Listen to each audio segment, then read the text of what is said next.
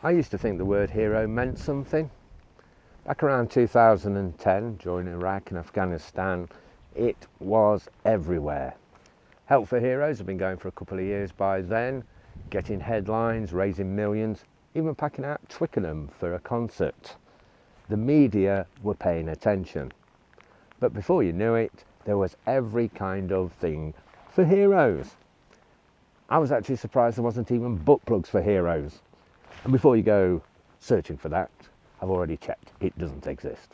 Back then, a lot of the support was in fact genuine. You know, people truly did want to help. But there were others as well who saw the ka-ching of opportunity, a way to polish the brand a little bit, or sell just a few extra units and come across as compassionate. It was as if the word hero came with its own marketing budget. Of course, anytime there's some sort of disaster, the media will roll out the word hero like it's some sort of charity mascot. But only twice, as far as I'm aware, did it go full franchise. Once in camouflage and once in scrubs. Back then I wrote an article titled, "When will the hero bubble burst?" saying basically that sooner or later people would get sick of the word. Not of the people, but of its overuse. And lo and behold, I was right. By around 2014, the cameras were starting to pack up. UK combat troops were coming home and frontline stories started to fade, along with the hero narrative. The media needed something new to focus on, and that was Brexit.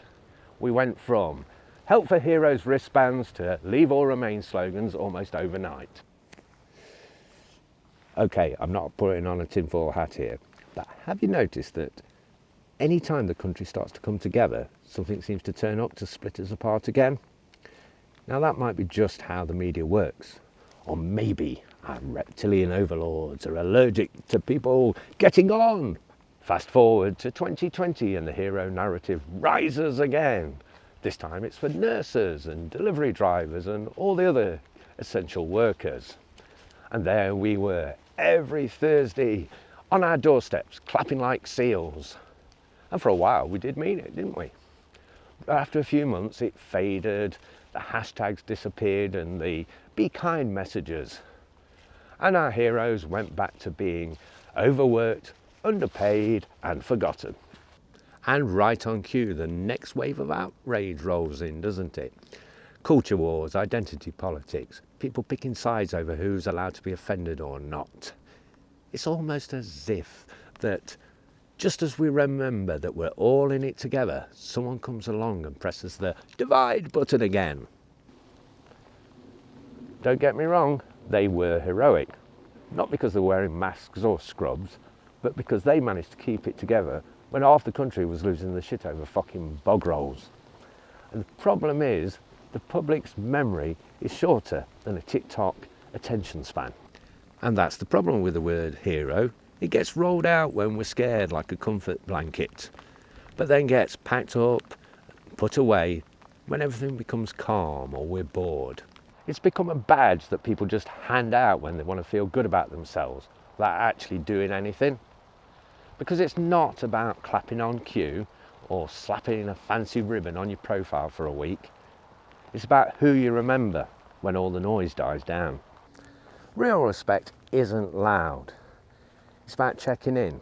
It's about noticing who's still struggling when the cameras have gone away.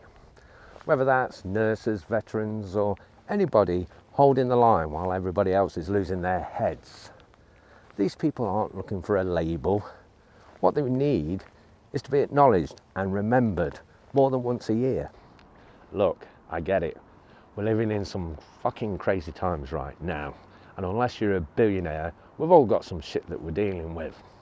But think about it.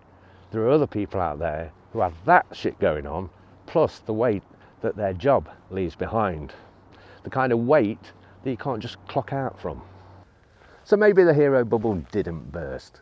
Maybe it's just become deflated. Deflated enough to let out a little bit of truth. And here is that truth. A hero isn't somebody who shines when everybody's watching them.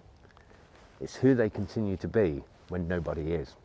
And if you were one of those people, a veteran, a nurse, a carer or any other key workers, just know that not everybody's forgotten. The noise fades, but the respect doesn't.